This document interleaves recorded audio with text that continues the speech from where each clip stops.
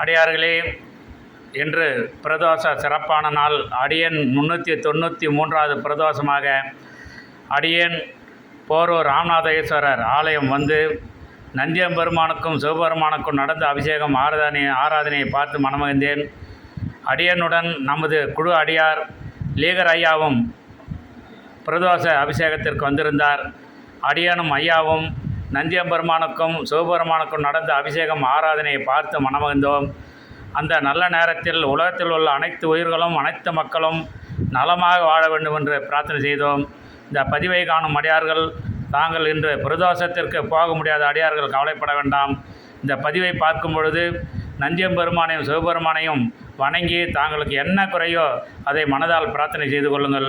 விரைவில் உங்களுடைய குறைகள் நீங்கி சிறப்பாக வாழ்வீர்கள். அடியனும் லீகர் ஐயாவும் உலக நன்மைக்காகவும் அனைத்து அடியார்களும் நலமாக வாழ வேண்டும் என்று இப்பொழுது பிரார்த்தனை செய்து கொண்டிருக்கின்றோம். திருச்சிற்றம்பலம் தில்லையம்பலம், திருச்சிற்றம்பலம் தில்லையம்பலம். நன்றி. Right, okay.